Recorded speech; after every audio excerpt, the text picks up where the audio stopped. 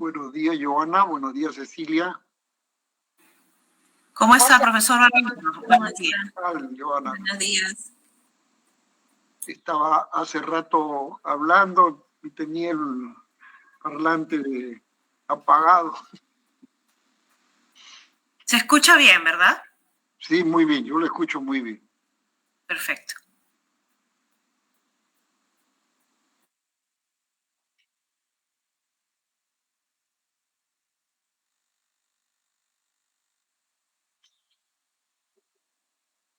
¿Listos?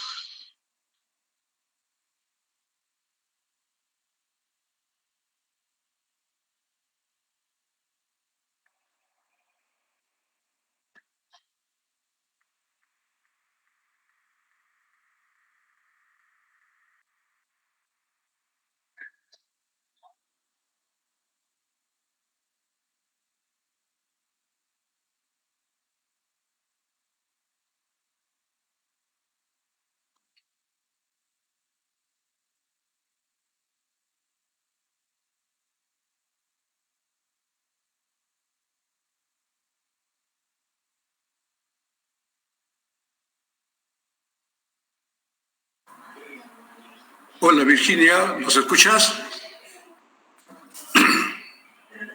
Sí, les escucho perfectamente. Muy bien, bienvenida. Muchísimas gracias por estar acá con nosotros, igual que a Joana y a Cecilia. Vamos a empezar, ¿les parece? Por favor. Sí, claro. A ver, tenemos como invitado especial a nuestro decano, el doctor Pedro Barrientos, entonces con él vamos a iniciar. La idea es, entonces, unas palabras bastante breves de bienvenida por parte del decano, y yo voy a hacer la presentación de cada uno de ustedes en el siguiente orden, ¿no? Cecilia, después Joana y cerramos con Virginia. ¿Ya? Y luego habrán algunas preguntas que seguramente en las redes se van a presentar y hacemos un breve comentario de unos 2-3 minutos de las preguntas para poder concluir en la hora que hemos propuesto. ¿Les parece? 10:30 más o menos podemos terminar. Pues bien, entonces vamos a dar el inicio. A ver si nuestros amigos de la web nos dan el ok para empezar.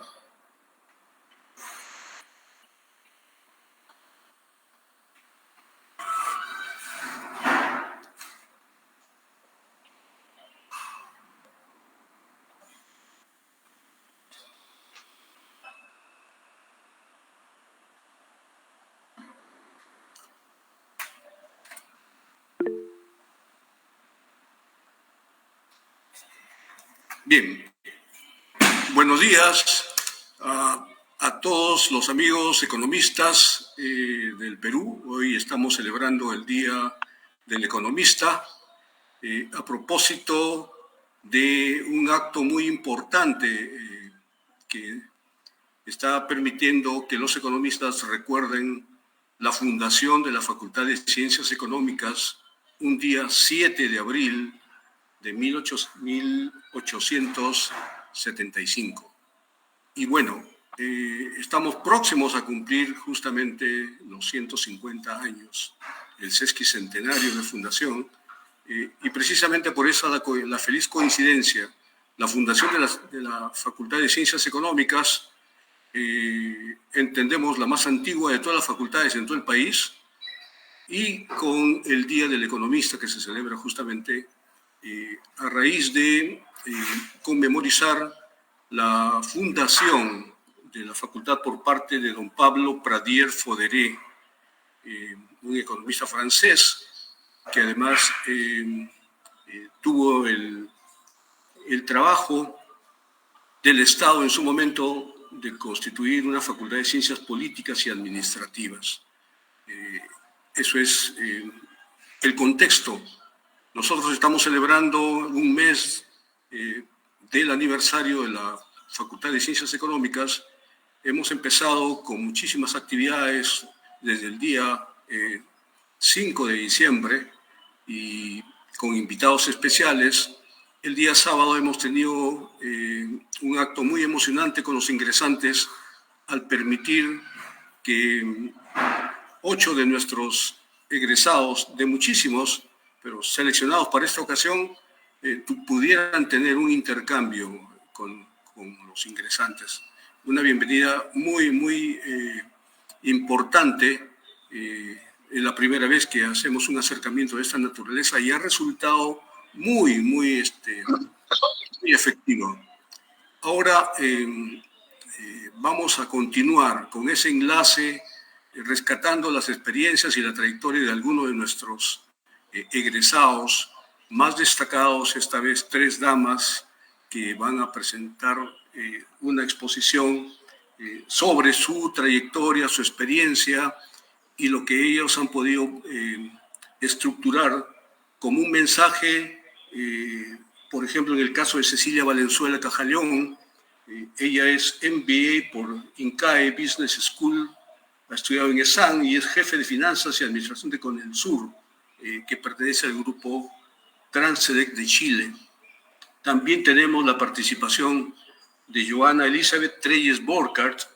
Ella es egresada de nuestras aulas, MBA por Centrum de la PUC con doble mención en liderazgo estratégico en EADE Business School.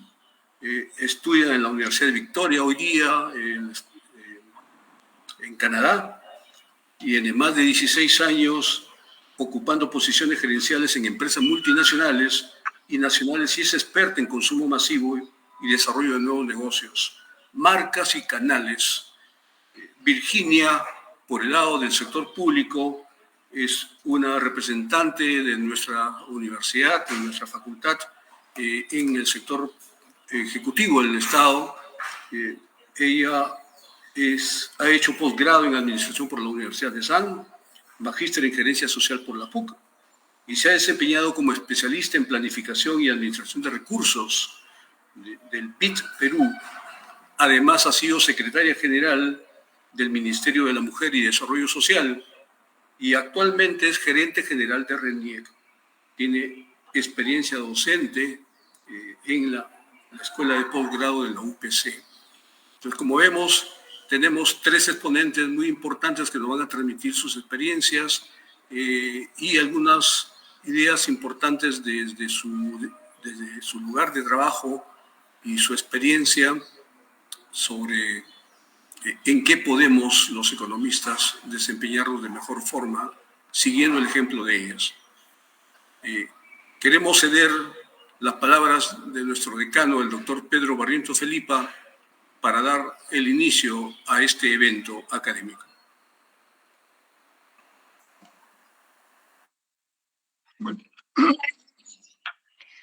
Buenos días.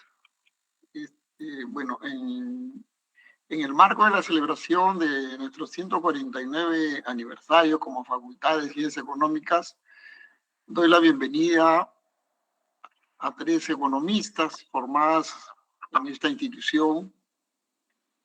Me acuerdo que creo que he sido profesor. De Joana me acuerdo bastante, de Cecilia un poco y de Virginia sí no nos vemos. Pero sí estamos con lo que comentábamos el día sábado pasado, que también tuvimos una reunión con jóvenes egresados como ustedes, ¿no?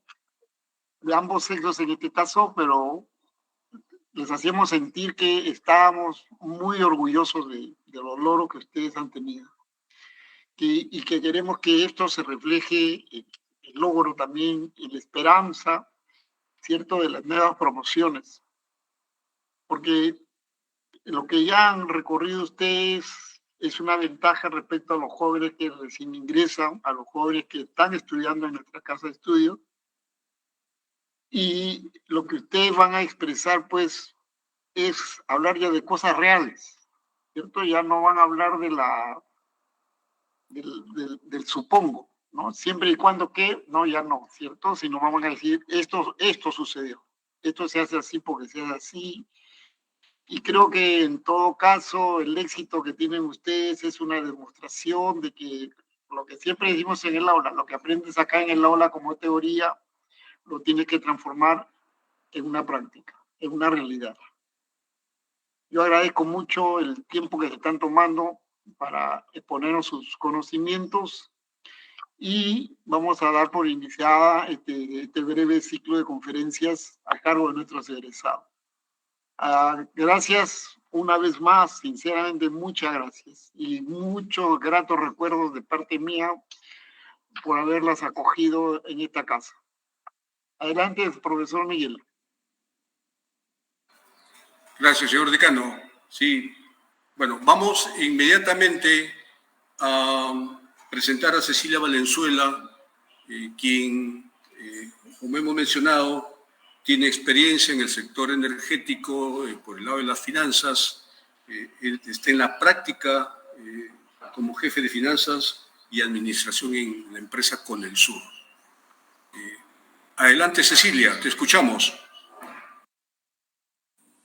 A ver, ¿me confirman si se escucha bien? Voy a compartir mi pantalla porque tengo aquí una... Conforme, Cecilia, te escuchamos y te vemos bien. Ya, un momentito para compartir la presentación. ¿Dónde está? ¿Por qué no sale?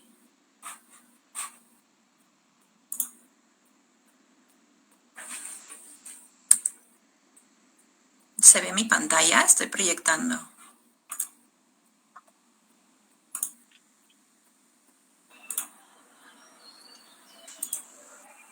¿Me confirman, por favor? No la visualizamos aún. A ver, Correcto, sí, ahora sí. Ya, perfecto. Bueno, como comentaba el profesor Pisfil, soy Cecilia Valenzuela, egresada de la Facultad de Ciencias Económicas, base 2004. Este año justamente estamos cumpliendo 20 años de haber ingresado a la universidad, así que estoy muy, muy honrada de poder compartir con ustedes un poco de mi experiencia. Como comentaba el profesor, tengo ya 5 años de experiencia en el sector de energía. Trabajo en la empresa Conelsur, que es una empresa de transmisión de energía eléctrica, y es parte del grupo Transelec, que es la empresa más importante de transmisión de energía en Chile. A ver, para comentarles un poquito cómo voy a hacer la presentación, primero voy a comentar un poco sobre la relevancia del sector eléctrico en nuestra economía. Vamos a respaldar esto con un poco de las estadísticas de inversión en nuestro sector. Les voy a describir un poco la cadena de valor del mercado eléctrico, de la electricidad, y por último vamos a pasar a revisar el modelo de gestión y los campos de acción de nosotros los economistas. ¿Sí? En como relevancia del sector eléctrico, pues podemos decir que la energía es la que mueve al mundo, ¿no? Está presente en todos lados. Pensemos un poco en las industrias que necesitan de energía para transformar todos los bienes o las materias primas que reciben. Pensemos en nuestras ciudades, nuestros poblados, ¿no? El uso de la energía eléctrica tanto para la iluminación, los artefactos, etcétera. Y bueno, si pensamos un poco más en la electrificación rural, cuán importante es para llevar calidad de vida a los poblados más alejados, ¿no? Pensemos también en servicios de salud, cómo podemos llevar servicios de salud de calidad a justamente estos poblados tan alejados si no tuviéramos energía, ¿no? La industria eléctrica, entonces, es una pieza clave para el desarrollo económico y social de un país, ya que la electricidad es el insumo esencial para la producción de la mayor parte de los bienes y servicios de la economía. Asimismo, es un componente básico en la creación de bienestar y calidad de la vida de los ciudadanos, ¿sí? Obviamente el gobierno sabe la importancia de la energía, entonces podemos ver que la mayoría de proyectos que se adjudican son en energía, por ejemplo, ¿no? Tenemos en primer lugar energía, luego transporte y comunicaciones, y si lo vemos como monto de inversión, aquí, bueno, se invierte un poco el tema, son más importantes en cuanto a monto de inversión los proyectos de transporte, pero sigue estando en segundo lugar el sector energía, ¿no? Esta información es de Proinversión. Ahora les voy a describir un poco la cadena de valor de la electricidad, ¿sí? Iniciamos desde la generación de la electricidad, la cual tiene lugar en centrales de producción, que pueden ser de diferentes tipos. tenemos el hidráulico, el térmico, el solar y el eólico, ¿sí? Estas grandes masas de energía deben ser trasladadas a los poblados, a las ciudades, y se hace a través de estas líneas de transmisión, ¿sí? Esta etapa se llama por eso transmisión. Y la última etapa es la distribución, que tiene como función abastecer de energía desde la subestación de distribución hasta los usuarios finales, es decir, nuestras casas, nuestros centros de trabajo, centros de estudio, hospitales, clínicas, fábricas, ¿no? Todo lo que está probablemente ya en las ciudades y los poblados. ¿Cuál es la característica principal de este ciclo o cadena de valor de la electricidad? Tiene un alto componente en inversión en activos fijos, ¿no? Y de largo plazo. Hablamos de plazos de 10 a 40 años de vida útil, ¿sí? Esa es la característica principal. Ahora vamos a ver un poco cómo se gestionan estos activos y cuál es el campo de acción de nosotros los economistas. En la primera etapa de este ciclo de vida del activo, como le llamamos, tenemos el crear o adquirir. Nos referimos a crear a nuevos proyectos, ¿no? Es decir, construir desde cero una línea de transmisión de alta tensión, una subestación eléctrica, probablemente en lugares muy recónditos, ¿no? Estas construcciones no siempre están en las ciudades principales. Justamente la idea es llevar energía a más peruanos, entonces son en lugares bastante alejados. Entonces, para crear o adquirir, se realiza una evaluación de proyecto, ¿no? Desde la etapa de planificación, ¿cómo participamos nosotros? Desde la etapa de anteproyecto y proyecto, ¿no? Evaluamos economías de escala, ¿no? Como les decía, la ubicación del proyecto es muy relevante. Si nosotros tenemos ya una operación, una instalación cercana, se pueden desarrollar economías de escala, lo cual va a permitir tener mejor resultados si decidimos invertir en ese proyecto. También participamos en la evaluación del financiamiento, ¿no? ¿Qué tipo de financiamiento y cuál va a ser el costo asociado para poder llevar a cabo ese proyecto? Esto también se va a incluir en la evaluación. Y por último, la evaluación en sí ya del proyecto, ¿no? Realizamos, por ejemplo, simulaciones de Monte Carlo para analizar los diferentes escenarios dadas las estimaciones de variables como tipo de cambio, inflación, crecimiento, ¿no? Todas esas variables que pues tienen siempre una variabilidad, una probabilidad de ocurrencia, ¿no? Entonces, con estas herramientas como la simulación de Monte Carlo, podemos colaborar en la evaluación del proyecto, ¿no? Bueno, la parte del diseño sí es una parte más técnica, y luego en la etapa de construcción de un nuevo proyecto, como les decía, nosotros participamos ya en el control del presupuesto CAPEX, le decimos. Presupuesto CAPEX le decimos porque es de capital. Esto pues es importante para garantizar que el resultado de la ejecución de ese proyecto se cumpla, ¿no? Analizar siempre desviaciones que puedan estarse generando y poder alertar a tiempo para revertir, ¿no? En las siguientes etapas tenemos la operación y mantenimiento, ¿no? Una vez que concluyó ya el proyecto, pasa a la operación y en esta etapa es muy importante garantizar la continuidad del servicio con calidad y sin interrupciones. Recordemos que en el sector eléctrico está regulado y el no cumplir con calidad, llevar la energía, conlleva también algunas sanciones, ¿sí? Hay una serie de multas, etcétera, que se tienen que pagar si es que no llevamos el suministro eléctrico de manera adecuada. Ahora, ¿cómo participamos nosotros en estas etapas? Desde la formulación y control del presupuesto operativo, ¿no? Por ejemplo, yo participo desde la formulación del presupuesto quinquenal de esta operación y mantenimiento. Se hace una revisión anual del presupuesto, se hacen ajustes. Conforme van cambiando la coyuntura, se ajustan pues algunas variables macroeconómicas. Hay que hacer una revisión siempre. Y luego, mensualmente, por ejemplo, hacemos revisión y control del presupuesto, ¿no? Se está cumpliendo las actividades que teníamos pauteadas. Si sale alguna emergencia, empezar a priorizar qué actividad dejamos de hacer, cuál otra no, ya que todo esto al final impacta en el resultado de la compañía, ¿no? Entonces siempre es el poder, sin sacrificar la calidad del servicio, mantener un resultado adecuado para la compañía, ¿no? Y por último, en la etapa de renovación, hablamos de la renovación de los activos, ¿no? En función al tiempo de vida útil, como les decía, que va de 10 a 40 años, se planifica el reemplazo, ¿no? Se retira de la operación y se instala un nuevo, no sé, transformador, se reemplazan los conductores de algunas torres, etcétera, ¿no? Y todos estos son como proyectos pequeños de reemplazo de activos. Entonces, en esta etapa también nosotros participamos haciendo el control del cumplimiento de estos presupuestos, de estos proyectos. Nuevamente, eso también tiene impacto en los resultados de la compañía, ¿sí? Bueno, eso es lo que yo quería compartirles y, bueno, una vez más agradecerles al profesor Barrientos, al profesor Pisfil por invitarme a compartir un poco de mi experiencia.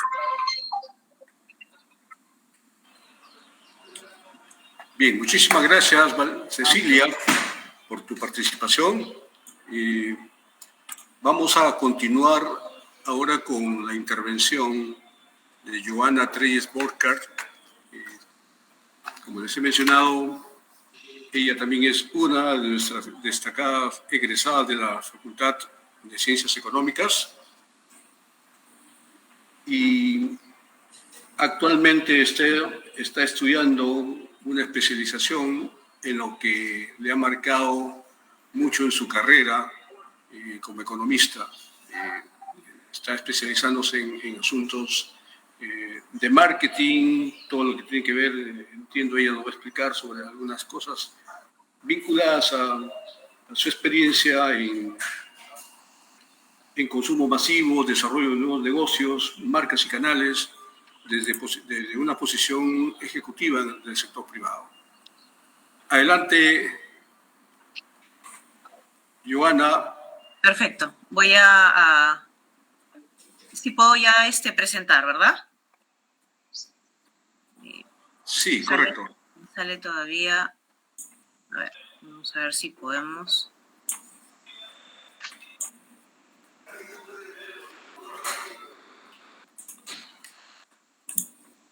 ¿Me avisan si se puede ya visualizar? Sí, se está visualizando ahora correctamente. Perfecto. Sí, perfecto. Bien, buenos días. Buenos días a toda la comunidad sanmarquina. Con mucho gusto y honor a nuestro decano, profesores y colegas que hoy día están conectados con nosotros, también a través de las redes sociales. Hoy día vamos a hablar y nos vamos a ir al otro extremo, un poco para complementar, digamos, la parte de las exposiciones. Hoy voy a hablar acerca de lo que es micro retail, ¿no?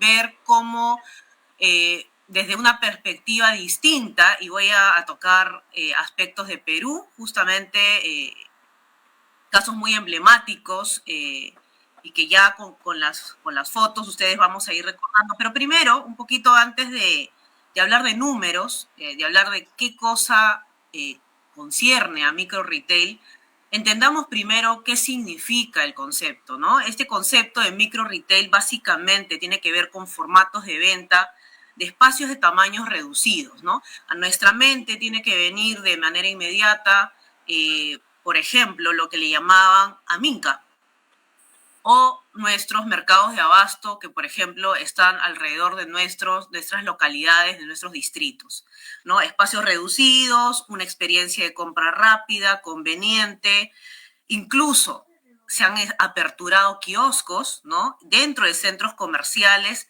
que empiezan ya a aparecer mirando y satisfaciendo una nueva necesidad de nuestro consumidor. Vamos a ir metiéndonos un poquito y contarles brevemente acerca de mí.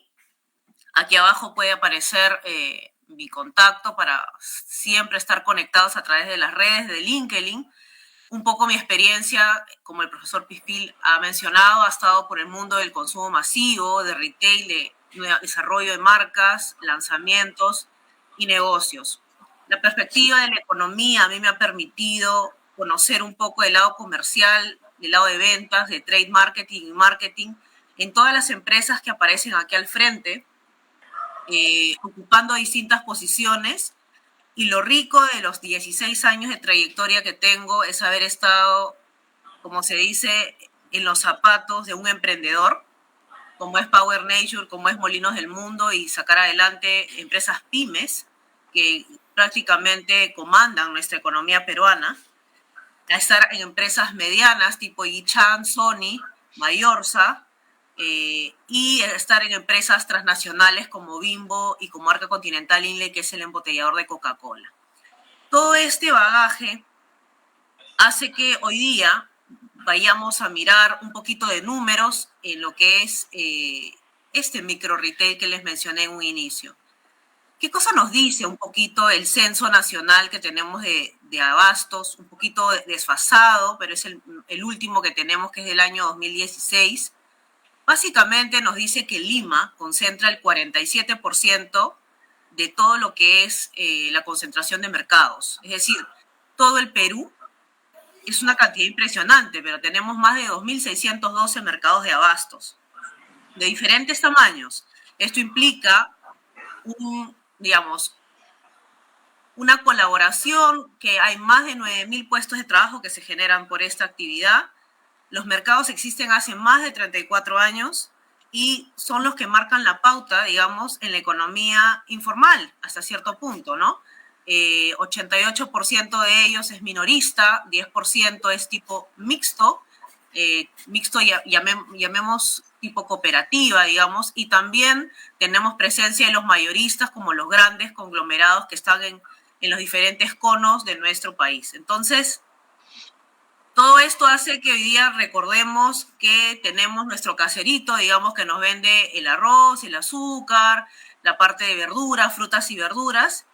Sin embargo, si hacemos una mirada latinoamericana, sabemos que el 40% o más no cuenta con licencia de funcionamiento, es decir, no tienen ni siquiera título de propiedad, no tienen un acopio de residuos sólidos y,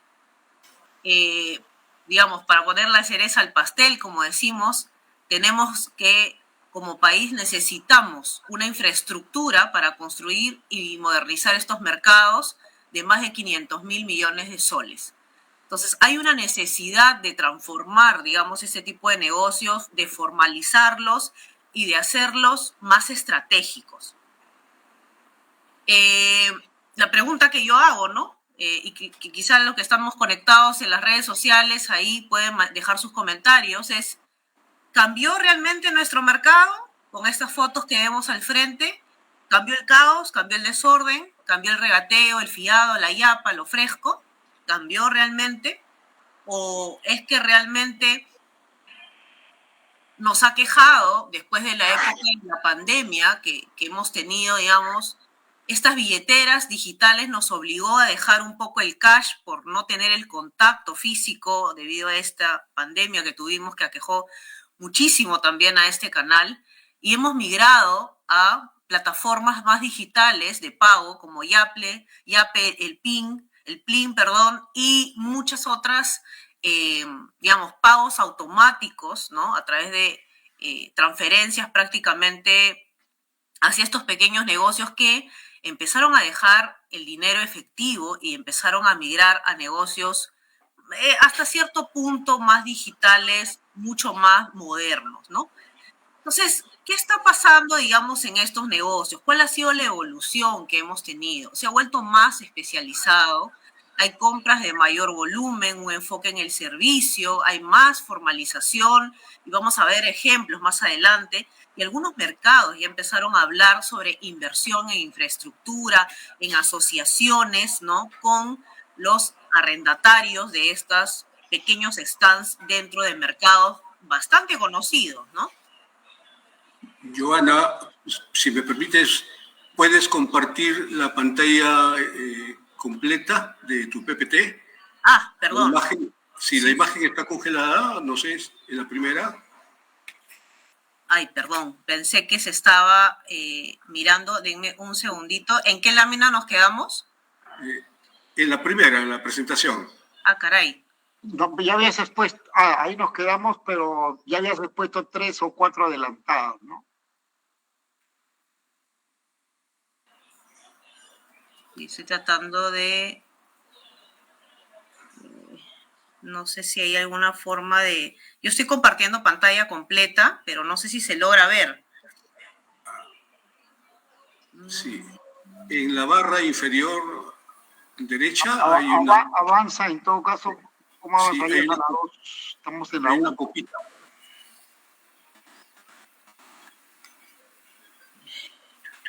A ver. Quiero ver si es que se logra... Ya estoy aquí. Puedes ir avanzando, sí, marcando Sí. Ahí se logra ver la pantalla que estoy mostrando de convivencia en un solo punto. No, sigue en la presentación. ¿Ahí? Estás en la presentación, Joana. Sí.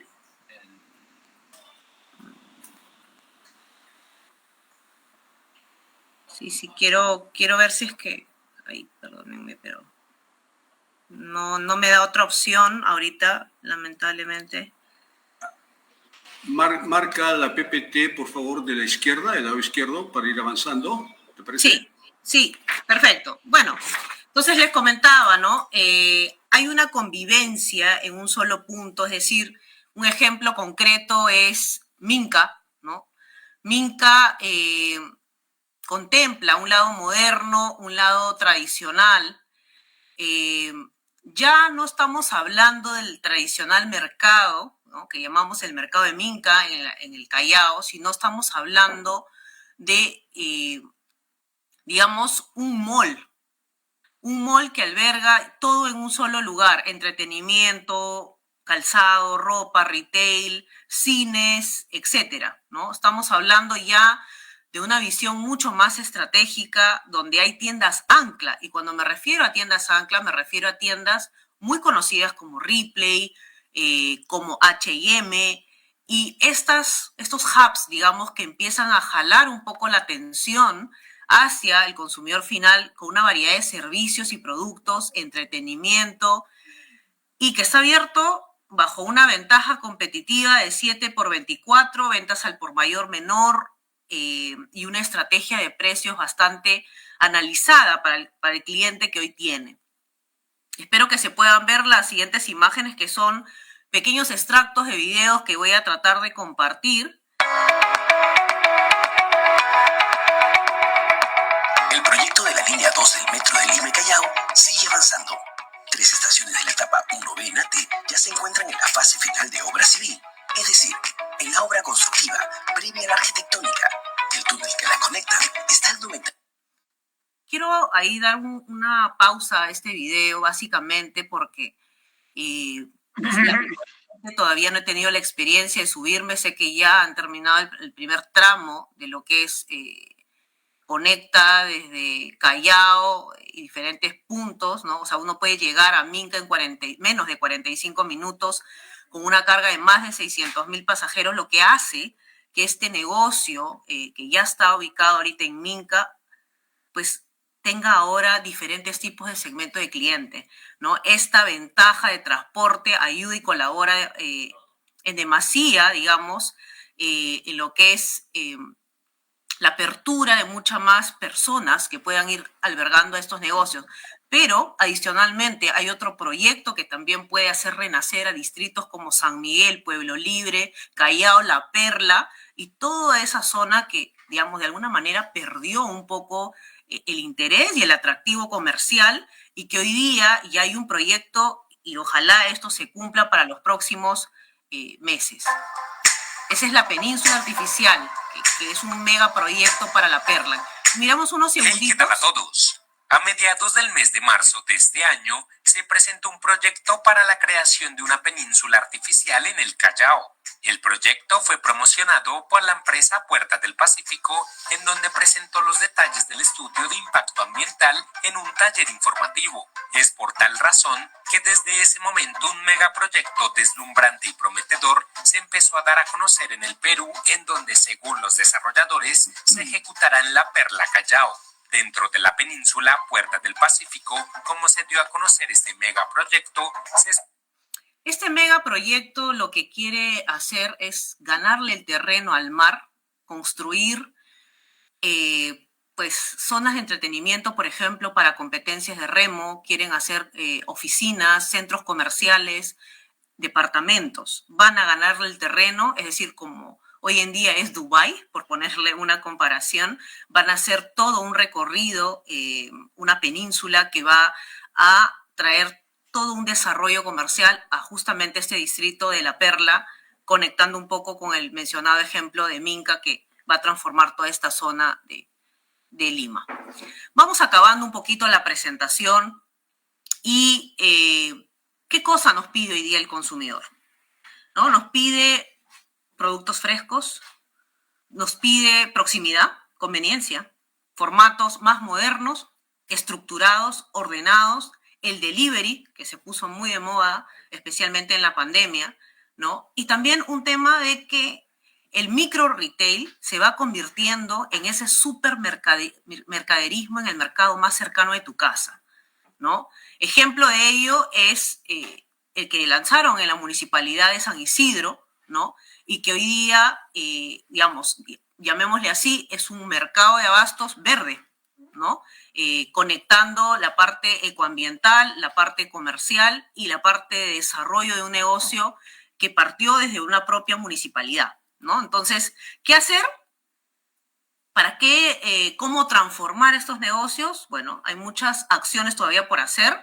Hay que fidelizar al cliente porque hoy día somos omnicanal, compramos en diferentes canales al mismo tiempo, hay que dinamizar el negocio, hay que captar, hay que comunicar. Las redes sociales hoy día se han vuelto un canal de comunicación importante. Fíjense, voy a pasar aquí a algunos ejemplos. México, por ejemplo, es un país que hoy día muchos mercados de abastos han migrado a una tendencia digital a través de la central de abastos en línea. Todo prácticamente, el 30% de lo que se atiende en el mercado de México es a través de delivery o vía online. Todavía no hemos llegado a esos niveles. España ha formalizado ya más los mercados en aquellos sitios y pueblos, digamos, y lo ha hecho más como un mercado de Edén, ¿no? Que tenemos en Surco, por ejemplo. Ecuador, por ejemplo, también ha desarrollado mucho la parte fresca a través del mercado de San Francisco, ¿no? Alimentos frescos, seguros, lo cual justamente marca una tendencia hacia cierto tipo de categorías y consumos. México versus España, miren esa comparación, ¿no? De mercados mucho más formalizados, ¿no? Que prácticamente no tienen nada que envidiar al retail moderno, que es un supermercado, ¿no? Un hipermercado. Finalmente, todo lo que les estoy comentando lleva de la mano un tema de formalización, competitividad y tecnología, que sin duda viene de la mano con una inversión público-privada, modernidad y cambio de estilo de vida, y hace que también el mercado tradicional que hoy día nosotros tenemos migre hacia un nuevo enfoque de negocio, y eso fue como cuando empecé esta ponencia, y que tengamos en cuenta el surtido, tengamos en cuenta el consumidor, tengamos en cuenta las tendencias y, por cierto, mucho alcance en cuanto a redes sociales y tecnología por parte de los negocios. ¿Implica un cambio de ideología inclusive del emprendedor? Sí, definitivamente. Espero que esta presentación haya sido o haya contribuido mucho a los egresados, estudiantes y el público en general, para que de alguna manera se vea la realidad de nuestro país marcado en cada uno de estos negocios y podamos seguir analizando esto en cualquier otra oportunidad. Muchísimas gracias.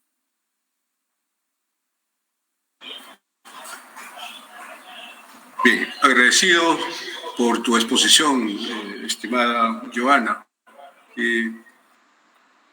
Vamos a continuar ahora presentando a Virginia Cachay Espino. Ella tiene mucha experiencia en el sector público y será muy interesante para los estudiantes, para los docentes y el público que está presente en esta conferencia virtual, escuchar, sobre todo porque hay una preocupación muy general respecto a la performance del Estado y su soporte administrativo público.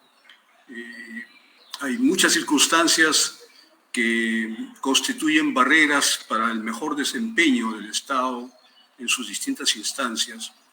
Desde su posición y su experiencia, Virginia nos va a contar algo relacionado con el tema de el estado actual del sector público y cuáles son algunas perspectivas que ella observa que podrían diseñarse en los próximos años. Virginia, tienes uso de la palabra.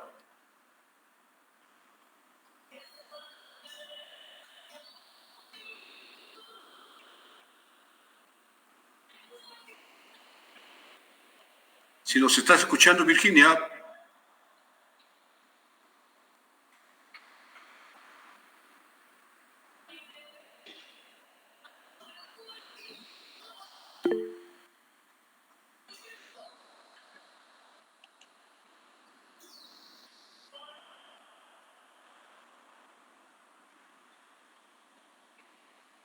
Ok, vamos a darle un minuto a Virginia, por favor, para que pueda enlazarse. Ya, ok, ¿Sí? Miguel, ya entré.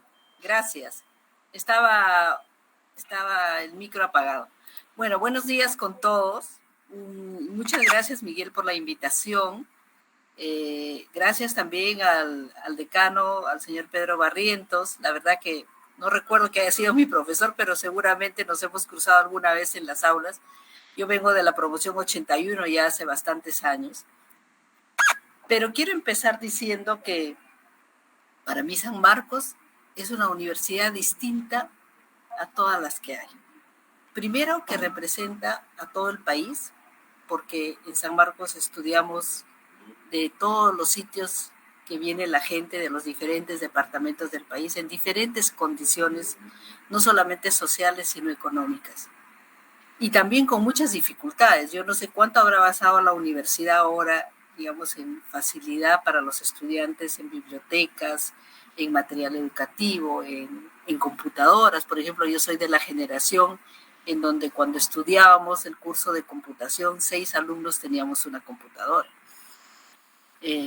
Pero esas limitaciones creo que a nosotros nos dan una ventaja frente a otros estudiantes que pueden tener muchos más recursos, mucha más disponibilidad y muchas facilidades. Nos da la ventaja de saber buscar y de ir a hacer lo que tenemos que hacer y tocar todas las puertas que tengamos que tocar para lograr lo que nosotros queremos o lo que nos encargan hacer. Miren, yo entré saliendo de la universidad solo para hacer un breve repaso por mi paso de mi experiencia laboral. Entré al Ministerio de Economía como practicante. Obviamente con lo que ganaba un practicante en esa época, ¿no? Que me alcanzaba las justas para mi pasaje. Luego ya pude entrar como parte de personal a través de un concurso en la Dirección de Asuntos Económicos. De ahí yo renuncié, estuve 5 años en el Ministerio de Economía, de ahí me fui al Ministerio de Educación. Y por supuesto el Ministerio de Educación es otro desafío muy grande. Ahí tuve diferentes posiciones y diferentes miradas que me enamoraron para siempre de lo que es educación. Y para mí es un problema que acompaño siempre y que veo siempre y analizo siempre también. Luego del Ministerio de Educación me fui a COFOPRI, la Comisión de Formalización de la Propiedad Informal.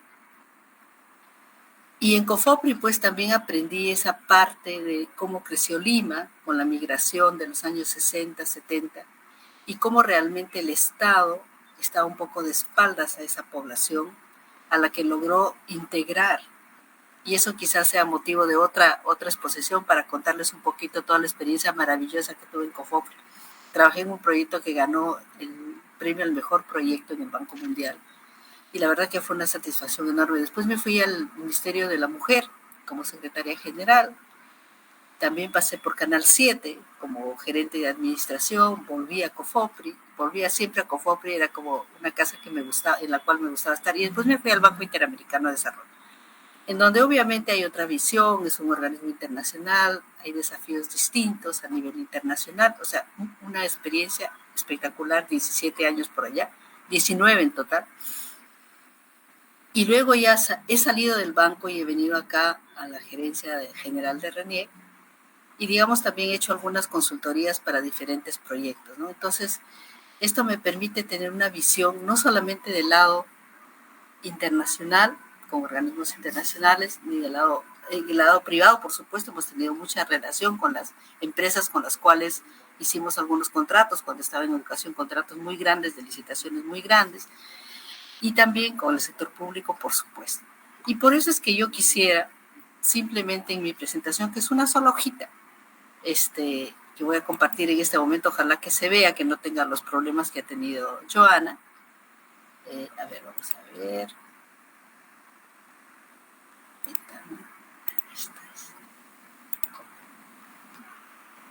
Ya está. Y bueno, es el título que me pidieron que ponga, pero voy a hablar un poquito de acá lo voy a poner en modo presentación, porque si no, vamos a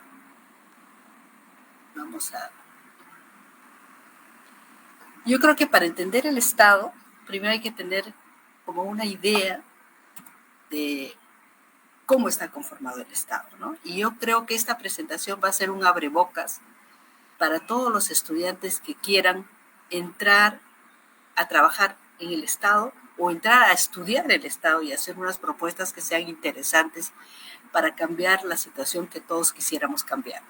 Entonces, miren, nosotros tenemos en el Estado 3 poderes importantes: el poder legislativo, el poder judicial y el poder ejecutivo, ¿no?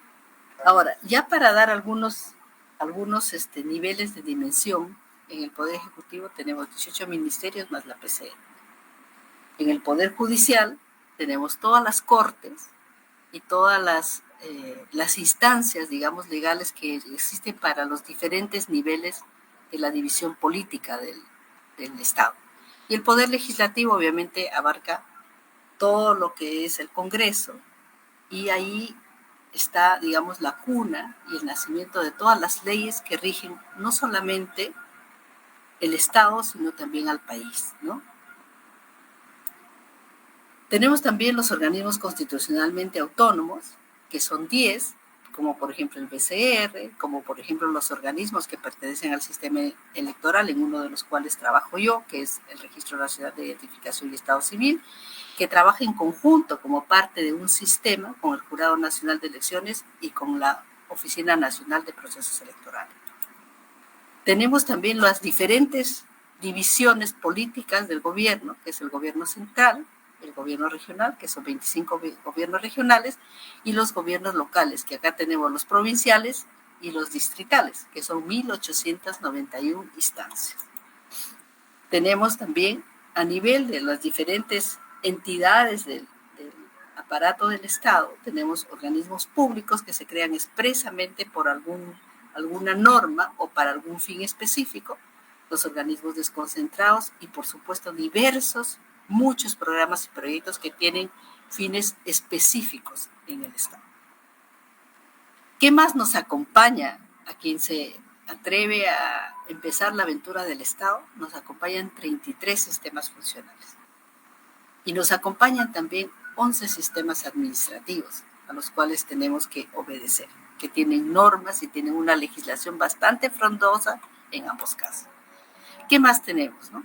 Como parte de la política nacional que rige el Estado, tenemos un acuerdo nacional, tenemos una política estratégica de desarrollo para el 2050, tenemos una política general del gobierno al 2026, tenemos 72 políticas nacionales, entre multisectoriales y sectoriales, y tenemos políticas regionales y locales. ¿Qué más tenemos? Ya si entramos un poquito más a detalle a nivel de una institución, tenemos el reglamento de organización y funciones, que es el ROF, tenemos el manual de organización y funciones, tenemos el cuadro de asignación de personal, tenemos el presupuesto analítico de personal, tenemos el PCM, que son los planes estratégicos sectoriales multianuales, tenemos los planes estratégicos institucionales, tenemos el cuadro multianual de necesidades, de bienes y servicios, y de obras tenemos los presupuestos institucionales de apertura, tenemos el presupuesto institucional modificado, que es el presupuesto que se va modificando a nivel que se va gastando, a nivel que nos puedan asignar más, y diferentes otros mecanismos directivas propias de cada institución. Cada institución tiene una frondosa cantidad de directivas, y acá en RENIEC tenemos aproximadamente, cuando yo entré, teníamos alrededor de 415 directivas, de las cuales 141 eran de la Oficina de Tecnología de la Información. Hicimos primero un cambio de rol para hacer un poco más enfocada la institución a los ejes estratégicos de la institución, y luego, por supuesto, tiene que acompañarse el cambio de las directivas que obedecen a esa nueva estructura. Y ese es un ejemplo. ¿Qué más tenemos, no? Tenemos también que considerar, cuando trabajamos en el Estado, las normas de creación de la institución, las directivas internas, que ya lo mencioné, el reglamento interno de los servidores civiles, que está regido por Servir, el TUPA, que también son documentos terriblemente grandes y a veces no entendibles, y otras directivas que pueda tener cada institución. En este mar, digamos, de legislación, y en este mar de estructura, que acá no está reflejado todo, está reflejado, digamos, la parte más importante, se mueve un servidor público. ¿Qué más tenemos, no? Cuando ya entramos a la operación de la institución, el MEF asigna recursos públicos. Y antes habían organismos como RENIEC que tenían recursos directamente recaudados. Hoy ya no lo tenemos. Salió una ley que maneja la caja única del Estado, y entonces desde el año pasado ya nuestros recursos todos son transferidos al MEF. Los captamos nosotros, pero se transfieren totalmente al Ministerio de Economía y Finanzas para un concepto de caja única, de manejo de caja única. Luego, ¿qué más tenemos? Tenemos una finalidad pública, y esto es bien importante. Miren, para un servidor público, lo más importante que tiene en su función y lo más importante que se tiene que considerar es la finalidad pública para la cual existe la institución. Y porque eso da lugar a, digamos, los problemas que un funcionario público puede tener. ¿Y a qué problemas nos enfrentamos? Yo los he puesto acá como unas espaditas, como unas flechitas que nos amenazan permanentemente a los funcionarios públicos, o las que hay que tomar en cuenta para no hablar en forma negativa, sino en forma positiva, que son las responsabilidades administrativas funcionales que se derivan de todo este marco de normas que tenemos que manejar. Las responsabilidades administrativas cuando se trata de procesos administrativos, procesos de compra, la responsabilidad civil que podemos tener cuando se hace, digamos, algo con una intención, o se prevé una intención de favorecer a alguien, y la responsabilidad penal, y finalmente, para las altas autoridades, la responsabilidad política. Y eso, bueno, lo vemos todo el tiempo, ¿no? Todo el tiempo estamos cuestionando a un servidor público, o a un funcionario público, a un servidor civil, como le llama ahora la ley de Servir, sometido a todo este marco de normatividad y de actuación. Y a veces, como nosotros conversamos acá, no se trata de que un funcionario público sea malo, se trata de que a veces no conoce y no sabe. Y por eso mi mayor recomendación para los estudiantes, para los egresados y para las personas que quieran entrar al servicio público es que se informen. Yo creo que si uno se informa y se rodea de gente que sepa, no de amigos, de gente que sabe, va a poder evitar muchísimos problemas y va a poder conseguir logros que a veces no se pueden conseguir si no se sabe. Y si se toma al Estado como un espacio en donde puede entrar uno como un club, o para hacer dinero, o para hacer cosas que no deben hacerse, o para favorecer a alguien. Entonces el Estado, yo creo que hay que tener presente que el Estado y los encargos que nosotros tenemos, digamos, en los altos niveles del Estado, como a mí me ha tocado ahora estar acá, primero son temporales. Y tener poder no significa poder hacer lo que sea. Yo creo que acá hay dos preguntas que uno siempre debe hacerse, ¿no? ¿Lo puedo hacer? Sí. ¿Lo debo hacer? Si la respuesta es sí, vamos adelante. Si la respuesta es no, a alguna de las preguntas no hay que ir. Cueste lo que cueste. Y a veces es difícil tomar esas decisiones y sentar una posición. Yo espero que realmente sirva esta explicación. Por supuesto que habría que entrar a muchísimo más detalle a quien le interese, cuando quiera. Miguel, yo puedo ir a la universidad y hablar un poquito más al detalle de cualquiera de estos temas, pero quería dejarles este abrebocas para que realmente los muchachos se interesen en entrar al Estado, ya sea como parte de investigación, ya sea como parte de trabajo, y se interesen en hacer una gestión pública transparente, una gestión pública que sea en beneficio de los ciudadanos, porque esa es la labor del Estado, servir al ciudadano. Muchas gracias. Muy bien, Virginia. Te tomamos la palabra para actividades más adelante y ver toda la problemática del sector público. Es de muchísimo interés. Como sabes, también tenemos una escuela de economía pública y los estudiantes seguramente necesitarán hacerte algunas preguntas y seguro que te van a invitar para más eventos. Con mucho gusto, Miguel. Bien, ahora vamos a hacer algunas preguntas, por favor, que hemos recogido en las redes. A ver, Cecilia, nos hablan sobre un tema que tiene mucho que ver con el sector energético en general, ¿no? De la llamada transición energética, que es un proceso que está dándose en el mundo a pasos mucho más acelerados, dadas las condiciones geoestratégicas que implica el manejo de los recursos energéticos en el mundo. Eso por un lado. Y segundo, también hay otra tendencia mucho más reciente que tiene que ver con las finanzas verdes, que se ata justamente al proceso estructural de cambio en la matriz energética, ¿verdad?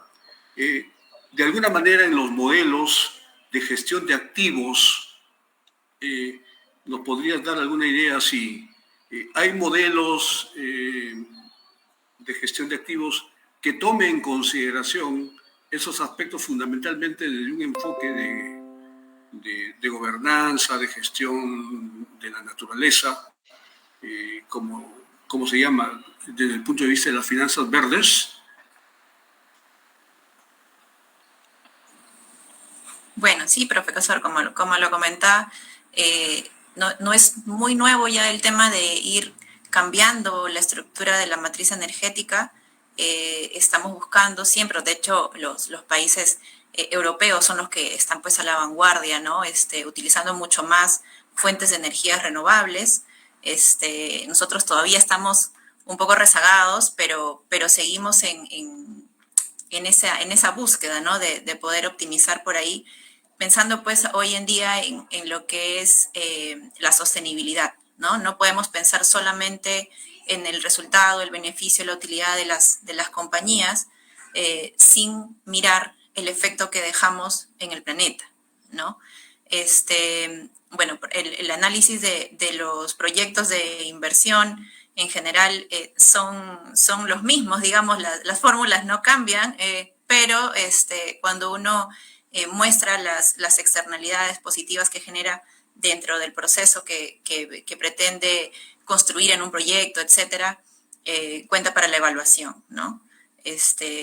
Así que bueno, esperemos que sigamos bien encaminados en el país en buscar, digamos, acercarnos un poco más a estos países desarrollados y cambiar mucho más drásticamente la matriz energética.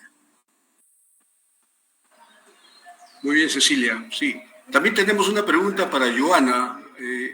Estamos sistematizándolo para las diferentes intervenciones o mensajes que nos han enviado para preguntar.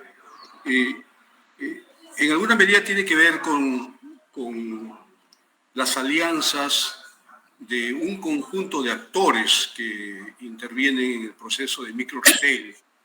Y en general es todo un modelo de negocio que también abarca a la actividad del retail corporativo. Pero ya de cara al consumidor y a los micronegocios y a la constitución de redes, se necesita un actor importante que es, en este caso, las marcas. porque detrás de la transacción también intervienen bancos y una serie de procesadores de todo lo que se refiere a las facturaciones, los pagos, las transferencias, etc. Es todo una línea que, si trabajamos con los modelos tradicionales, representan costos bastante altos. A nivel de micro retails, entiendo que se han tenido que establecer algunos criterios de negocio con las marcas, porque las tarifas también tienen un costo, las tarifas de gestión de estos procesos financieros. ¿Qué hay al respecto en relación a la participación asertiva, diríamos, de las marcas para facilitar estos procesos de constitución de canales de micro retailers? A ver, en líneas generales, porque inclusive, digamos, a nivel de pequeños negocios, vamos a incluir ahí también a bodegas, ¿no? Las bodegas también han sufrido un cambio totalmente abismal, muchas de ellas se han convertido en especies de tambo y estamos hablando de más de 500.000 bodegas a nivel nacional, ¿no? Es un abanico completo digamos, de microemprendedores, digamos, que vienen moviendo nuestra economía. ¿Qué facilidades han habido? A ver, por el lado, digamos, de la modernización, llamémoslo así, de los negocios, efectivamente está la banca. La banca ha dado muchas facilidades, incluso de créditos. Créditos y modernizaciones de negocio, apertura de instalaciones, en muchos de los casos, de pequeños software para emprendedores, para que puedan contabilizar mejor su negocio.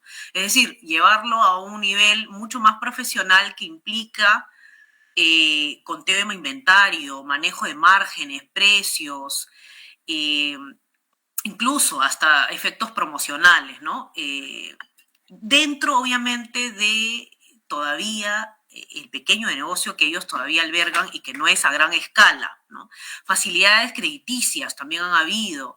Eso es por el lado de la banca. Por el lado de los proveedores, llamémoslo así, marcas como, bueno, muy emblemáticas, Coca-Cola, Molitalia, Alicor, por ejemplo, tienen una diferenciación hacia los diferentes canales en términos de capacitaciones, en términos de una fuerza de venta que acompaña el desarrollo del negocio, obviamente en virtud a sus marcas, ¿no? Que representan. Y además de eso, también una diferenciación en temas de listas de precios, ¿no?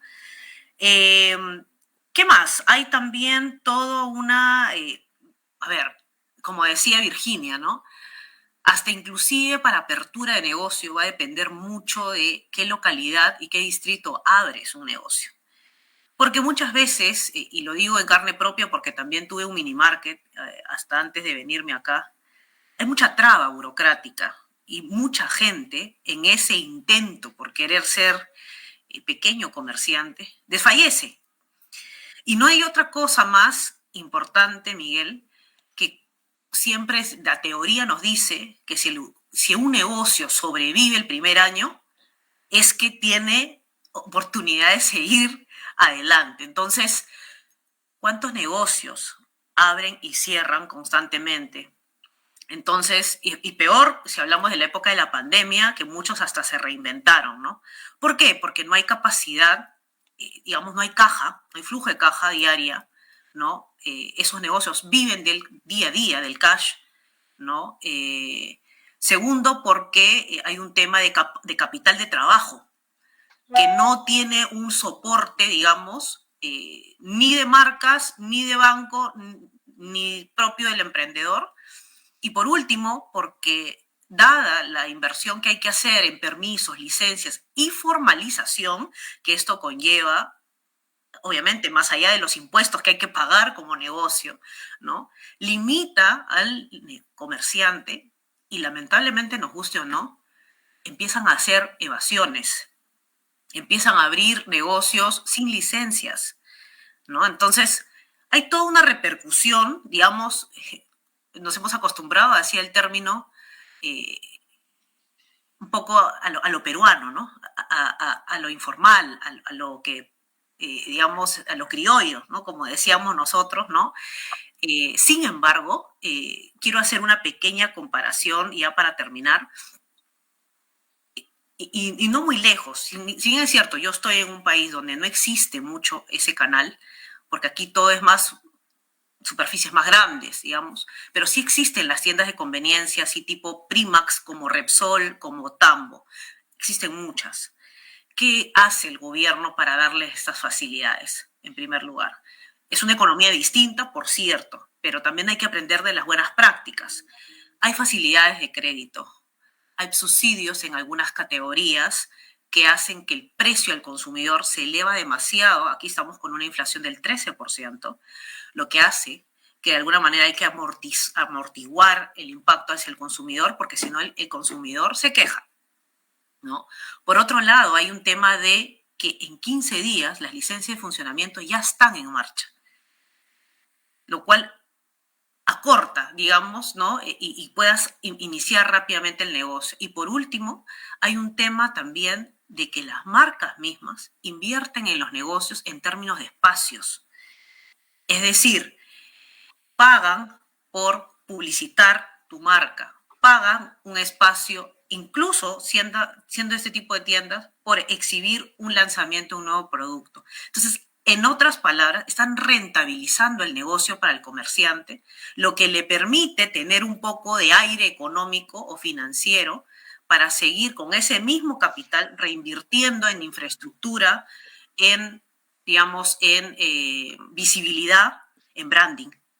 Entonces, hay toda una ecuación que sin duda se puede hacer en términos colaborativos, llamémoslo así, ¿no? Llámese marcas, proveedores, emprendedor, banca y gobierno, ¿no? Que creo que todavía falta ahí un poco darle la importancia. En su momento mi banco lo intentó hacer con estos microemprendedores y hacer toda una escuela de esto. Sin embargo, todavía hay muchísimo por hacer, hay mucho que profesionalizar aún todavía el comerciante, todavía seguimos con el papel y lápiz, ¿no? Y no se ha migrado, digamos, hacia, digamos, un gerenciamiento de un pequeño negocio a otra escala. Entonces, hay mucho por hacer, hay indicios de mejora, sin duda. Para mí, un gran avance el mercado es el mercado municipal de San Isidro. El del INSE está encaminándose hacia eso, ¿no? Y hay muchos más. Sin embargo, en ese camino por recorrer, hay que también analizar un poco para dónde va el consumidor, ¿no? Si es que está buscando este tipo de negocios o si se está yendo más al moderno. Tenemos un híbrido todavía, 74% pesa todavía el canal tradicional, 30% aproximadamente el moderno. Todavía somos un país todavía que nos gusta ir al mercado, nos gusta ir a la bodega a poder tener esa experiencia de compra. Gracias.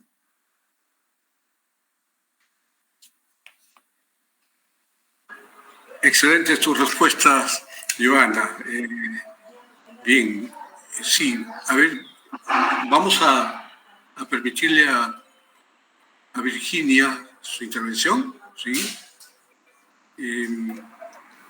No sé si hay alguna pregunta, Miguel.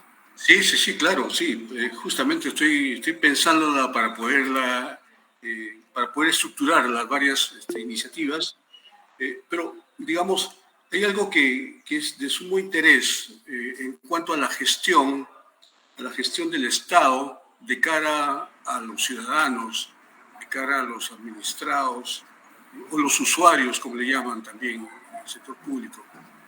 Es un término que no abona mucho en la empatía que debería transmitir el funcionario público hacia los ciudadanos, pero hay una línea importante que tiene que ver con los procesos de simplificación administrativa. Y detrás hay todo un esfuerzo de digitalización de los procedimientos administrativos. RENIEC tiene toda una estructura de TUPA, como toda entidad pública, pero cada una de las entidades trabaja, diríamos, autónomamente, y si no fueran por las leyes no comulgarían en determinadas acciones comunes, en favor de la simplificación y para el uso de los procedimientos digitales, informáticos. ¿Qué puedes tú comentarnos respecto a algún esfuerzo serio de constituir un hub del sector público para darle soporte y simplificación, digitalización a los procedimientos de cara al ciudadano? Gracias, Miguel. Mira, a ver, yo voy a empezar tocando un punto que Joana tocó, que me parece bastante relevante, que es el tema de que al ciudadano le gusta ir al servicio presencial. La pandemia nos puso de una manera, yo diría, muy dura, porque no creo que hayamos estado preparados ni como país y tampoco como sector público para ir a trabajar en nuestras casas. O sea, acá la norma del trabajo remoto no era una opción. De hecho, es una cosa que se había planteado mucho, pero no habían ni las condiciones ni la capacidad para hacerlo. Y sin embargo, la pandemia de un día para otro nos mandó a la casa. Entonces, yo sí quisiera acá poner un ejemplo bastante concreto, ¿no? Joana ha hablado de los pasos que tiene que seguir un emprendedor para abrir su negocio. Y acá voy a poner específicamente y para ejemplificar el ejemplo de Cofopri. Cuando yo entré a Cofopri, había el libro de Hernando de Soto, El otro sendero, que seguramente muchos de nosotros hemos leído con atención. Y es un libro que, más allá de haber sido un bestseller, es un libro que te pone de manifiesto toda la dificultad y los pasos que tiene que seguir una persona para formalizar un terreno. Y por eso existió Cofopri, y por eso existe Cofopri. Porque para una persona, una familia que vino de la provincia y que no tenía dónde estar, que no podía pagar un alquiler y que lo que hizo fue invadir un espacio, un terreno y después los cerros, era imposible formalizar su territorio. Y entonces, esa labor corresponde a las municipalidades y siempre correspondió a las municipalidades. Sin embargo, las municipalidades nunca encontraron un mecanismo fácil, un mecanismo ágil para que esos, lo que decía Hernando de Soto, ¿no? Que eran como 1.400 y tantos pasos que había que seguir para formalizar, se simplificaron. Entonces, Cofopri lo simplificó. Y nosotros teníamos un departamento de topografía muy grande y trabajamos con el Instituto Geográfico Nacional para hacer el mapa cartográfico aéreo. Y luego trabajamos con los abogados, con muchos abogados, miles de abogados, para levantar la historia legal de los terrenos, porque detrás de cada terreno no solamente hay una historia física, ¿no? Sino hay una historia legal. Y entonces todo eso se tiene que compaginar para que al final el señor Juan Sánchez, que vive en Villa El Salvador, pueda inscribir su terreno a su nombre. Tenemos que sanear el terreno, no solamente geográficamente con sus medidas exactas, sino también sanearlo legalmente. A quién le perteneció, qué propietarios hubieron y dejarlo listo para que el señor no vuelva a tener problemas. Todo eso no hicieron las municipalidades, lo hizo Cofopri y lo hizo para millones de gente. Pero ese servicio, que inicialmente era barato, que costaba aproximadamente $30 por título, que ese fue el costo que se estimó al inicio del proyecto, a medida que se van cubriendo los bolsones de necesidad, porque una cosa es entrar a Villa El Salvador cuando no tenía títulos y había miles de familias y podías hacer un trabajo para mucha gente, y ahí entra pues nuestra ley de la producción en cadena, ¿no? Producción industrial, es más barata la unidad de producto. Ahí salía perfectamente bien el costo estimado, más o menos. Ahí bordeaba los $30-35, ¿no? Pero luego, a medida que vas cubriendo esos bolsones, lo que tengas que hacer después se vuelve carísimo, porque es más disperso y más lejano. Y esto sucede con todos los servicios del Estado, Miguel, y sucede con RENIEG. Nosotros tenemos 98.7% de la población identificada. Y según nuestro registro de personas naturales, somos 36 millones de peruanos. 1 millón viviendo en el exterior y el resto viviendo en el país. los que han actualizado su dirección, porque ese es otro tema. Y un registro, cualquier registro que sea, tiene valor porque está actualizado. Sucede con el registro de propiedad, sucede con el registro de las personas y sucede con cualquier registro. Porque si tú tienes una casa y está tu nombre, y ahora tienes 2 hijos, y divides tu casa y dice, el primer piso es para nosotros, el segundo piso para el hijo mayor y el tercero para el otro hijo, si tú eso no lo escribiste, tus hijos no son dueños de nada. Y eso es formalización. Y ahí voy a apuntar lo que dice Joana. ¿Cuánto nos cuesta hacer formal un negocio? ¿O hacer formal una propiedad? ¿O hacer formalizar un trabajo? ¿Y por qué no formalizamos? Porque es muy difícil formalizar. Porque como dice Joana, tenemos un montón de trabas burocráticas y por eso es que Hernando Soto escribió ese libro. Y después hay otro libro que se llama, no recuerdo bien lo que hizo Felipe Morris, que se hizo después del proyecto, que es una evaluación de cómo COFOPRI sí pudo desandar el camino, digamos, ¿no? De lo que decía Hernando de Soto.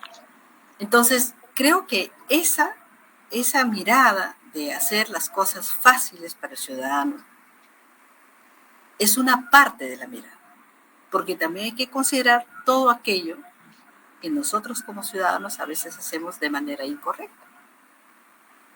Por ejemplo, todos los casos que hemos tenido de los certificados de defunción del año 22 con RENIEC, que todo el mundo le echa la culpa a RENIEC, pero los certificados de defunción no son emitidos por RENIEC, los certificados de defunción los emiten los médicos.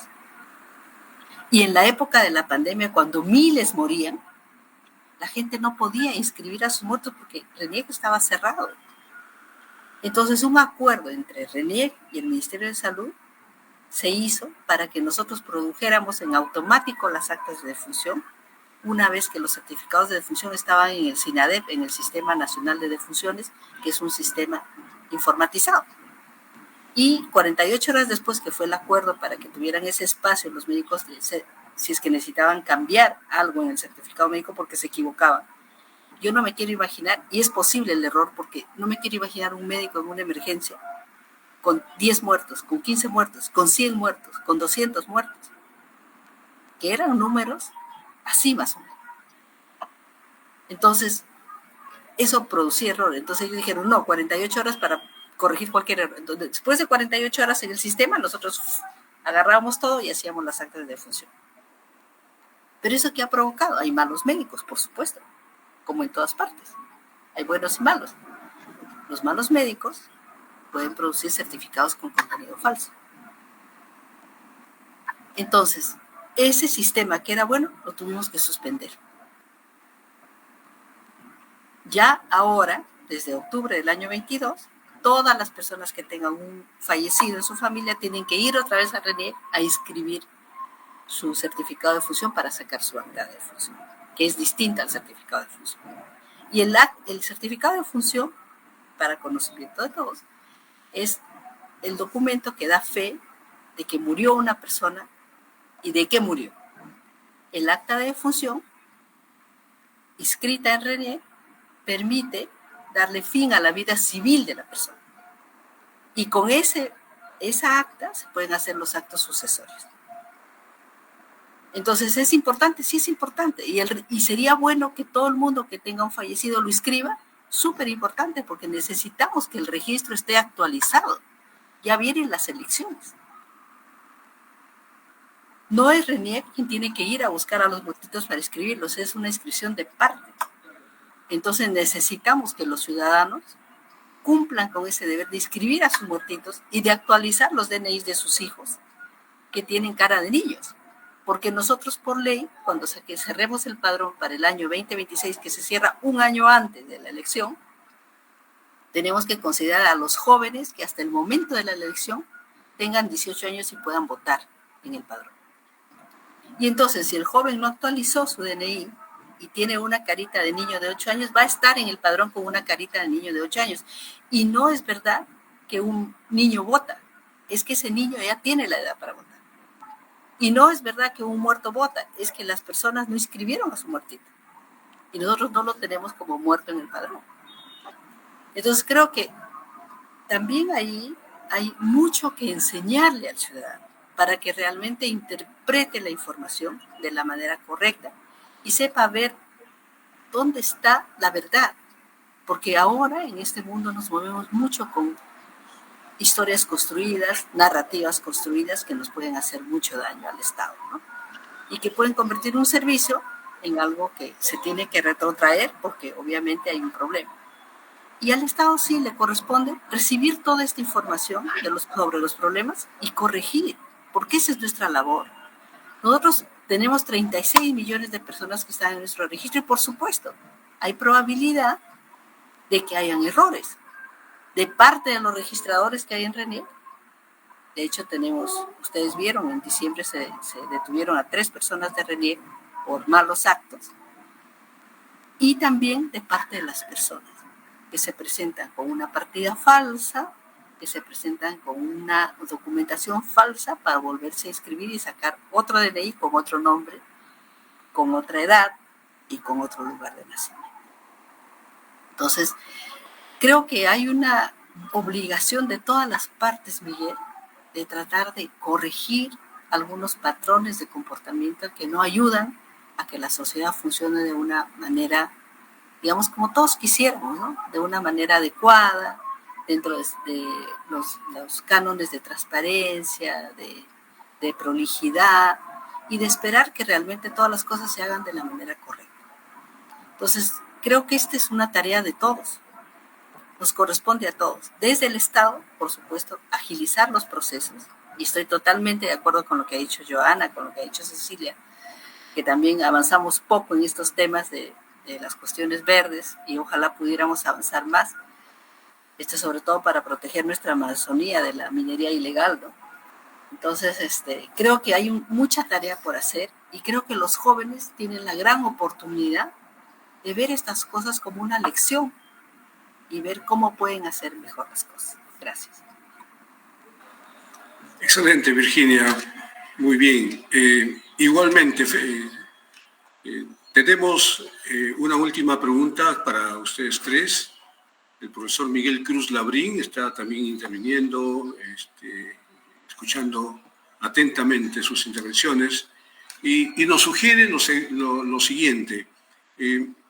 Desde su posición, desde su carrera académica, que pues son pasos que hay que dar para seguir en el progreso en cuanto al trabajo y a la trayectoria que ustedes tienen. Desde su perspectiva, Cecilia, por el lado financiero, Joana, por el lado de lo que se refiere al marketing y a todo lo que tiene que ver con el consumo de los ciudadanos, la constitución de canales, etc. Son experiencias muy importantes. Igual Virginia tiene una dilatada trayectoria en el sector público que podrían transformarse tal vez en algunas recomendaciones. Y él nos dice si de acuerdo a su experiencia profesional en el sector privado o público en que se están desempeñando, podrían dar algunas recomendaciones a nuestras autoridades para mejorar el plan de estudios. Ha cambiado, por supuesto, el plan, pero ustedes también están en la frontera de la modernidad en cuanto a las técnicas, en cuanto a la teoría económica, vinculada a lo que ustedes están haciendo. ¿Alguna sugerencia, alguna reflexión por parte de ustedes? A ver, empezamos con Cecilia. ¿Qué tal, profesor? Sí, bueno, interesante pregunta del profesor Labrín. Lo recuerdo también en la facultad. Bueno, yo ya salí hace 20 años, como les decía, hace 15 años salí de la facultad. Me imagino que ha cambiado mucho el plan de estudio, pero creo que es indispensable incluir el curso de inglés. No sé si es que ya lo tienen. Y también fortalecer el tema de uso de herramientas para procesamiento de datos. Ustedes saben que en los últimos años pues la tecnología genera datos de manera masiva de todo tipo, ¿no? O sea, probablemente para marketing se usa pues muchísimo más, pero ahora no podemos conformarnos con saber Excel. En mi época en la universidad estudiamos el SPSS, el eViews, pero ahora pues hay un sinfín de herramientas tecnológicas para procesar estos datos que es bueno ir actualizando. No sé realmente qué otras herramientas se estén usando ahora en la facultad, si es que se están promoviendo o desarrollando estas habilidades en los alumnos. Y comentaba lo del inglés también, porque es algo que vamos a necesitar cuando estudiemos saliendo de la universidad. Por ejemplo, en mi caso, cuando hice la maestría, muchos de los textos o el material que teníamos que leer, casos, estaban en inglés. Y yo sabía inglés, pero el nivel de inglés que tú requieres para afrontar una maestría, probablemente vas a tener documentos que son pues es un inglés un poco más técnico, entonces sí te puede resultar una limitante si no lo has desarrollado, ¿sí? Entonces esa sería una recomendación, trabajar el tema de inglés y volvernos un poco más digitales, ¿no? No sé si, bueno, yo demoré desde que salí de la universidad hasta hacer la maestría más o menos 5, 7 años aprox. Y para mí fue un choque brutal el llegar a la maestría. Claro, llevaba mi computadora y mi cuaderno, mis lapiceros, y de pronto no había nada, no había libro, no había cuaderno, en las plataformas. Bueno, tengo entendido que ahora sí lo están usando así en la universidad. También fue un poco el impacto que dejó la pandemia, ¿no? El vernos un poco más digitales, pero acostumbrarnos a eso que ya sea una forma de estudio, usar estas herramientas tecnológicas, ¿no? Así que eso les podría recomendar, basada en mi experiencia.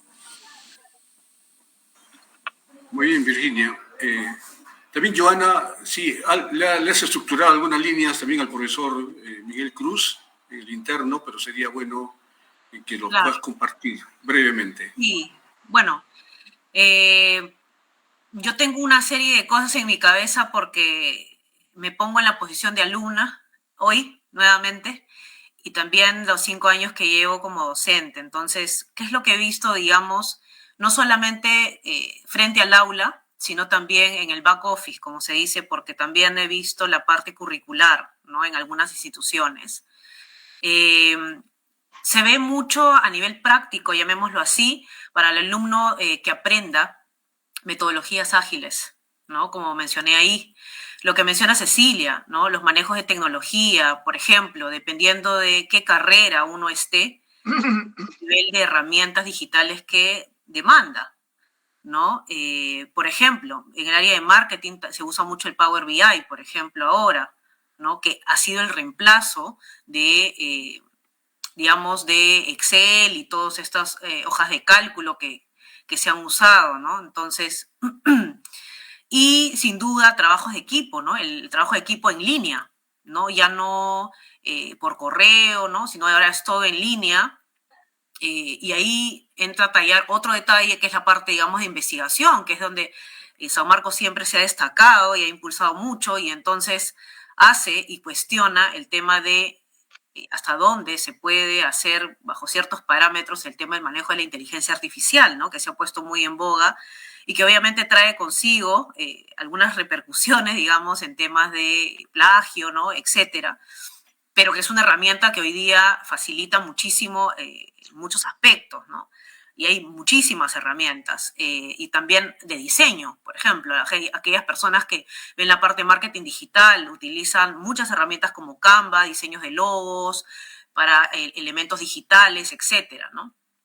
Es importante, y hoy día lo creo aún más, ahora que he vuelto a las aulas y que sin duda cuesta, la investigación con proyectos reales, ¿no? Hoy día, por ejemplo, estoy en una economía donde para mí es totalmente distinta, pero que los proyectos que hoy nos demandan es acercarnos hacia los negocios reales, físicos, concretos, entrevistar a los dueños y hacer un plan de negocio, ¿no? Y dar sugerencias, y eso es un poco lo que hacemos en la cancha, como se dice, ¿no?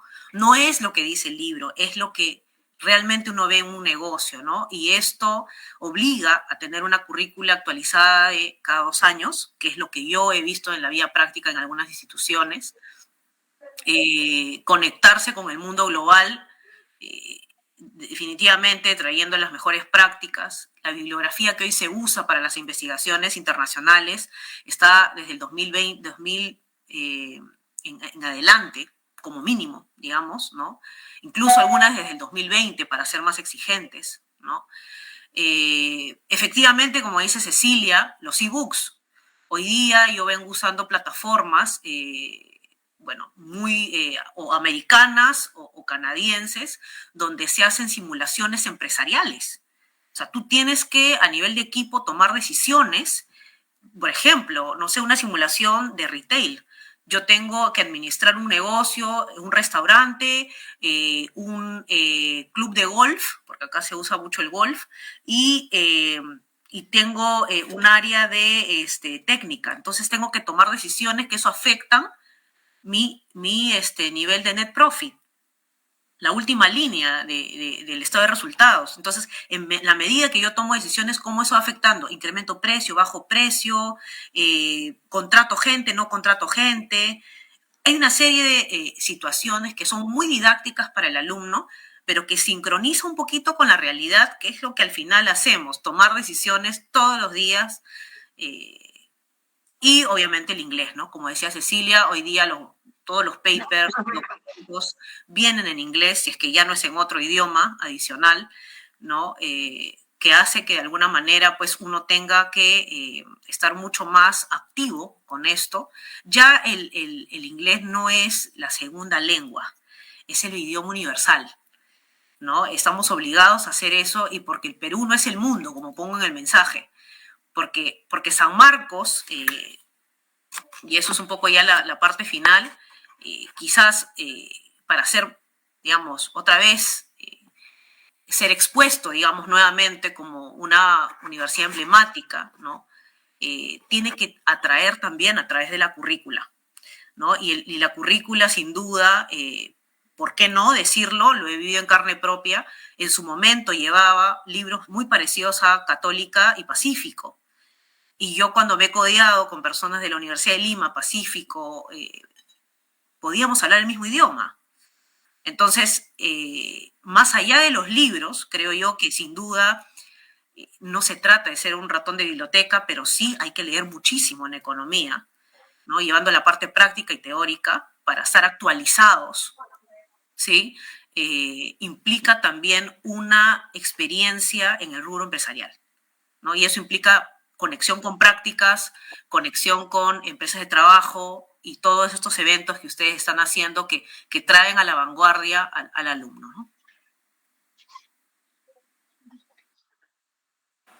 Bien, gracias nuevamente, Joana.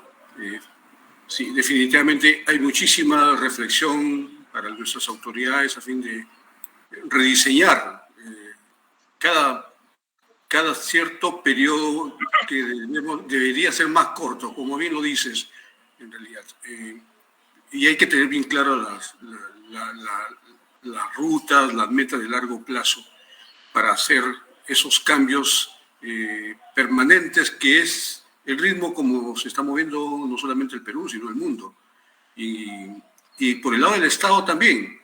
Entonces, Virginia, ¿nos puedes dar algunas ideas rápidamente, por favor?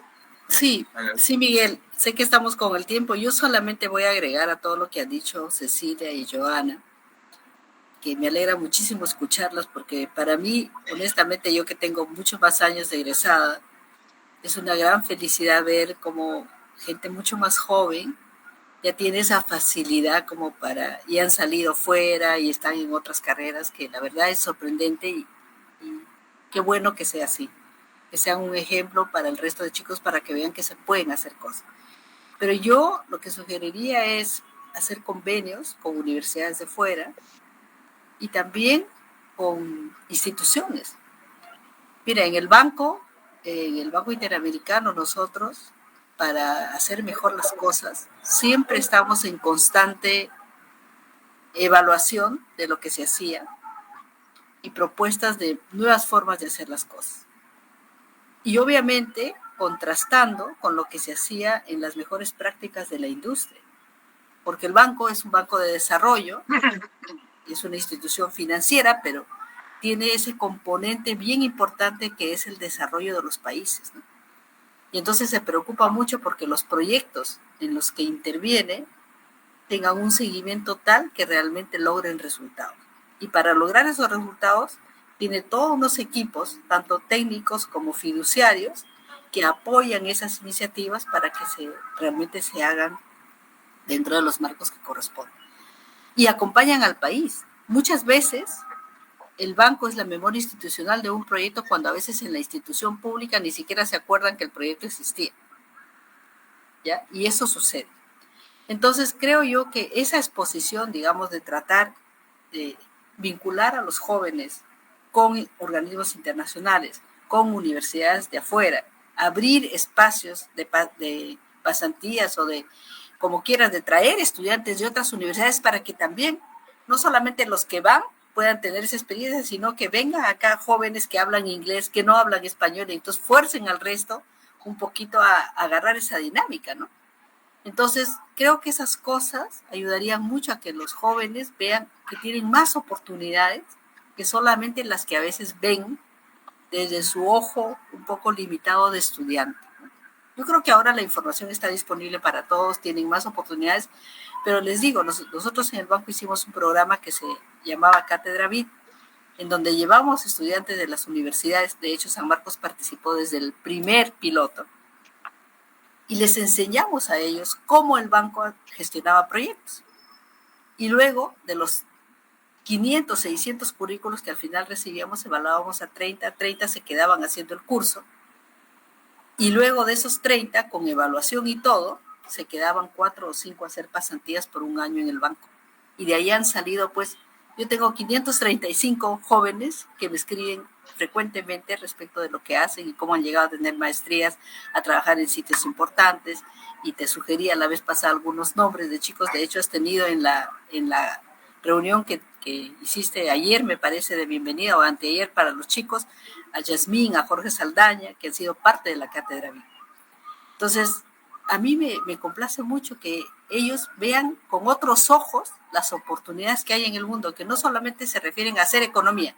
De hecho, Joana no está netamente en economía, pero su mochila de preparación y de conocimiento le ayudan a hacer y a tener un análisis mucho más rico de las situaciones que tiene que enfrentar.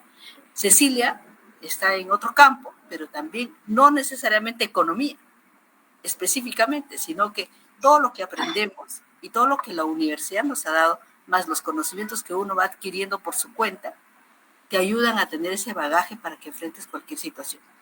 Y la otra, yo creo que hay que trabajar también, hay muchos chicos de provincias, hay que trabajar un poco también el tema personal.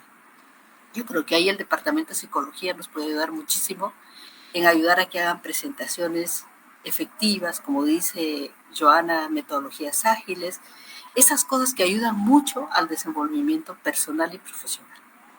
Entonces, creo que hay componentes que se pueden trabajar. La exposición es una cosa sumamente importante. Tienen que suscribir convenios, que sea fácil entrar a San Marcos para que se lleven chicos a practicar en empresas privadas, en empresas públicas, en varios entornos que les puedan dar esa visión distinta a la que solo tienen mirando la universidad. Eso sería mi aporte, Miguel. Gracias. Bien, nuevamente, muchísimas gracias a Cecilia, a Joana y a Virginia por sus intervenciones, realmente muy valiosas, y es una retroalimentación que se da a través de un enlace que esperamos empiece a ampliarse, porque los eventos que hemos tenido el día sábado, 6 vísperas de nuestro aniversario, y hoy día han resultado con un elemento común. Los ingresantes han podido recibir muchísimas enseñanzas y han empezado a construir expectativas sobre la experiencia de 8 de nuestros expositores, muy importante, muy fructíferas, como la de hoy día. Y esperamos que este lazo que hemos iniciado con ustedes tres se multiplique con más egresados destacados de nuestra universidad y podamos sacarle lustre a nuestros 149 años de aniversario. Muchísimas gracias nuevamente por su tiempo, por sus aportes, por los consejos para los estudiantes y también para las autoridades. Realmente estamos eternamente agradecidos y queremos, por favor, que nuestro decano dé por cerrada esta intervención, porque inmediatamente tenemos también otro evento presencial en donde tiene que estar presente. Señor decano, por favor, sus palabras. Bueno, estimadas exalumnas, estimadas colegas, muy grato verlas, muy grato. ¿Sabes qué? Te sorprende la riqueza de conocimiento que han adquirido en la vida práctica y cuánto, porque en verdad lo exponen, en cuán agradecidas están a la Facultad de Ciencias Económicas. Y nosotros también estamos muy contentos, ¿no?, de los éxitos que ustedes tienen. Vamos a seguir molestándolos con ese bagaje profesional que tienen ustedes. Esperen nuestras llamadas, que estamos muy seguros vamos a seguir molestando. Les agradezco una vez más el aporte que están realizando a su facultad, el lugar que nos vio nacer como economistas, en donde los profesores pusieron todo su esfuerzo, hicieron nuevas amistades, ¿cierto? Y vieron que el mundo es mucho más grande. Muchas gracias, muchas gracias, muchas gracias. Bien, bien. Por favor, les voy a agradecer que activen sus cámaras todos. Por favor, para la foto digital tiene que quedar para el recuerdo. ¿Sí? A ver, Cecilia. Sí. Sí, todos, por favor. Todos los participantes pueden ayudarnos para tener la foto.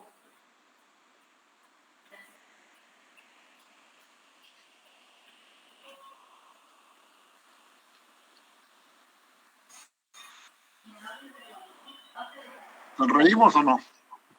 A ver. No estamos, a ver. Cecilia, ¿sí? ¿También está? Sí, está Cecilia, Joana, Virginia, Joana. Los profesores.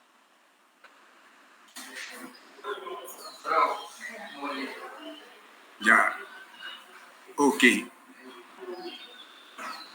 Bien, este evento ha sido transmitido por la red de la universidad, la red de radio y televisión de la universidad, y también por las redes sociales a través de la web de la Facultad de Ciencias Económicas. Finalmente, agradecemos a ustedes por su intervención en este evento muy importante de celebración de los 149 años de fundación de la Facultad de Ciencias Económicas. Muchísimas gracias por su intervención. Gracias. Gracias. Saludos a todos, saludos. Gracias, buen día. Gracias, depositarles.